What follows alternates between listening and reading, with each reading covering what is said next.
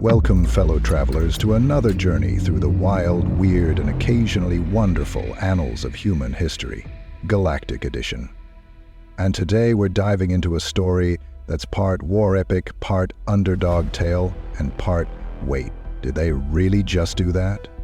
This is Earth's finest, heroes of the Interstellar War. So, pour yourself a coffee, settle into your favorite chair, and get ready. Because this isn't just a story about spaceships and laser battles. It's about what happens when the universe expects you to lose, and you decide to win anyway. And yes, there will be jokes. Because if there's one thing humanity does better than survive, it's laugh in the face of certain doom. Picture this. The year is 2347. Earth is a blue marble on the edge of nowhere, barely a footnote in the galactic census. The Hegemony, think space Hoey with a god complex, has ruled the stars for 8,000 years. Their ships are the size of cities, their diplomats have more tentacles than you have fingers, and their attitude toward Earth? Let's just say, if they had Yelp, we'd be a one-star review. But when the galaxy called for heroes, Earth answered.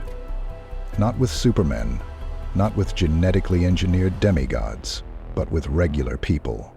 Engineers, medics, soldiers, and yes, the occasional intern who still doesn't know where the coffee machine is. Today we're telling their story, the story of Earth's finest. And trust me, you've never seen humanity like this. Now, before we get to the part where things explode, and they will explode, let's talk about what's at stake. The Interstellar War wasn't just another blip in the history books. It was the moment when humanity's back was against the wall and the galaxy expected us to break. Instead, we broke the rules. We bent the laws of physics, rewrote the playbook, and in at least one case, used a transport board as a makeshift catapult. More on that later. Here's what we're covering today. The impossible odds Earth faced. The unsung heroes who changed everything. The moments that defined the war and us, and what it all means for the future of humanity. And because I know my audience, yes, you, the one listening while folding laundry or stuck in traffic, I'll be sprinkling in a few laughs, some hard-earned wisdom, and maybe a couple of "did they really just do that?" moments. So buckle up. This isn't just history. It's a warning, a lesson, and maybe, just maybe, a little bit of hope. Let's set the stage. Earth 2347. We're not the center of the universe. We're not even the center of our own solar system. Jupiter's moons have better nightlife. The Hegemony, a coalition of 17 worlds, has ruled the stars for millennia. When their scouts found us, they expected easy pickings. Our ships? Outdated. Our weapons? Laughable. Our people? Divided. And our coffee, well, let's just say, if you've ever had gas station coffee at 2 a.m., you know the struggle. But here's the thing about humans. We don't know when to quit. It's not in our DNA. Or maybe it is, right next to the gene for inventing new ways to procrastinate. Remember the Battle of Jupiter's orbit? The galaxy called it a massacre in the making. We called it Tuesday. General Song, commander of Earth's battered defense line, knew the odds. She also knew something the Hegemony didn't. Earth's real strength wasn't in our ships. It was in our stubbornness. As the enemy closed in, Song gave the order, "Initiate Protocol Lazarus." The world thought we'd lost. In reality, we were just getting started. And if you're wondering, Protocol Lazarus, that sounds like something out of a bad sci-fi movie. You're not wrong, but sometimes the best plans are the ones that sound like they were written on a napkin at 3 a.m. Here's where the story gets interesting. For 10 years, Earth fought with one arm tied behind its back. We let the Hegemony see what they wanted to see. A desperate, outmatched species clinging to survival. Meanwhile, beneath the surface, literally, Project Lazarus was building something the galaxy had never seen. The Phantom Fleet. 12 dreadnoughts, each one a fortress, hidden in a dimensional pocket beyond Pluto. If you're picturing a garage full of classic cars, but each car is a planet-killing warship, you're not far off. Captain Kang, commander of the Humanity Shield, spent years training in isolation. His crew knew they were Earth's last line of defense. When the time came, they didn't hesitate. The dreadnoughts emerged, and for the first time the Hegemony realized they weren't fighting primitives. Now, let's pause for a second. Imagine you're an alien admiral. You've just spent a decade mopping the floor with Earth's best ships. Suddenly, 12 behemoths pop out of nowhere, bristling with weapons you've never seen, and the humans are smiling like they just found the last slice of pizza at a party.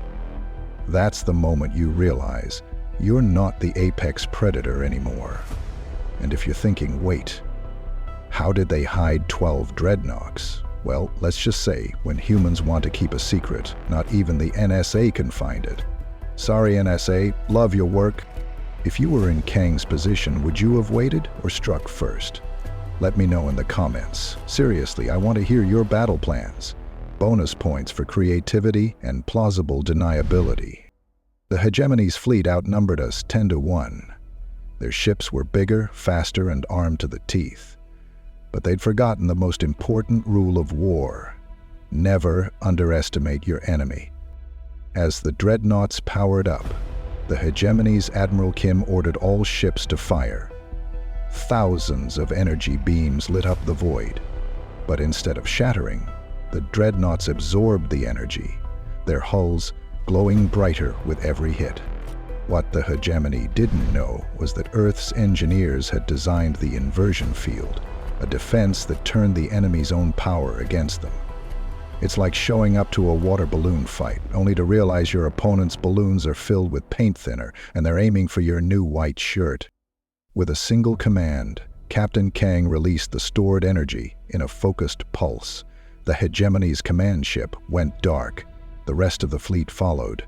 In minutes, the invincible armada was nothing but drifting wreckage. And somewhere, in a boardroom on Earth, an engineer was probably saying, "See, I told you the field would work. Now, about my raise." But let's not forget the real heroes here.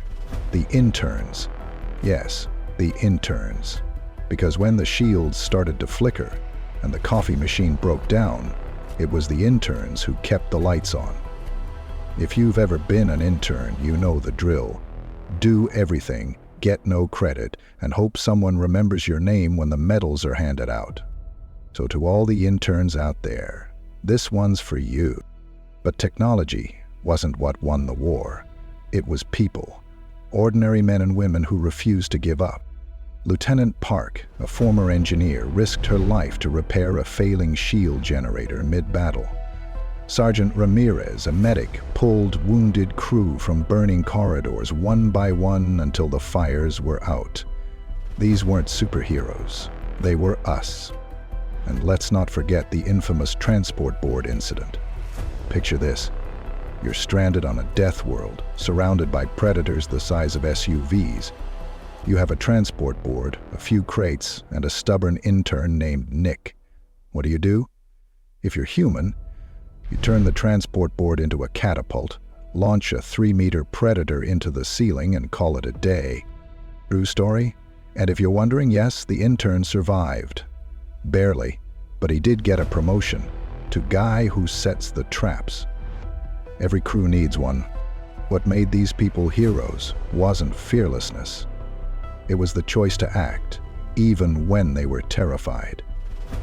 That's the real secret of Earth's finest. Not perfection, but persistence. Not genius, but grit.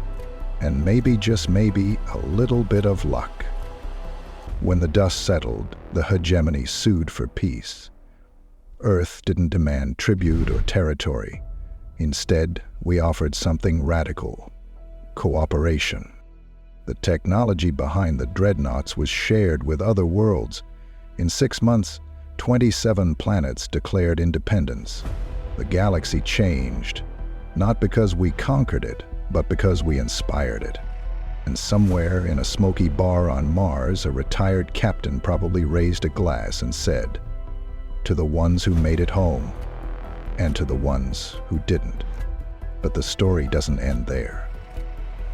The real challenge was just beginning. Building a galaxy where no one would ever be underestimated again.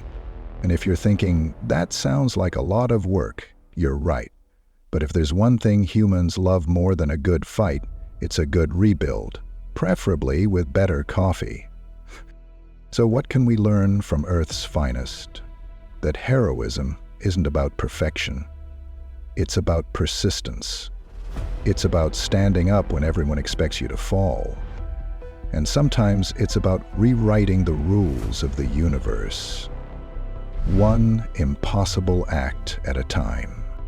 If you want to know more about the technology that turned the tide, check out my video on the science of the Phantom Fleet, linked in the description and on screen now. And here's my challenge to you. Who's your favorite unsung hero of the Interstellar War? What would you have done in their place? Drop your thoughts in the comments. I read every single one, and I love seeing your theories, your what-ifs, and your "I would have just hidden under the bed" strategies. No judgment. Sometimes hiding is the bravest thing you can do. If you enjoyed this story, hit that like button. It helps more people find these tales of humanity at its best, and sometimes its craziest. And if you haven't already, subscribe for more stories that make you think, laugh, and maybe, just maybe, believe in the impossible. And hey, if you know someone who needs a little inspiration today, share this with them. Because if there's one thing we've learned, it's that you never know who the next hero will be. Next week, we're diving into the humanity's wrath, the day we stood tall, and what the Galactic Council is keeping from us. And what does it mean for the future of humanity? You won't want to miss it. So make sure you're subscribed and hit the bell so you don't miss a single episode. Thanks for listening to Earth's finest, Heroes of the Interstellar War. I'm Paul Dot, your name, and this has been your weekly dose of hope, humor, and a little bit of cosmic chaos. Until next time, keep chasing the impossible, keep laughing in the face of doom, and remember, the universe is a lot less scary when you've got a good story and a good cup of coffee.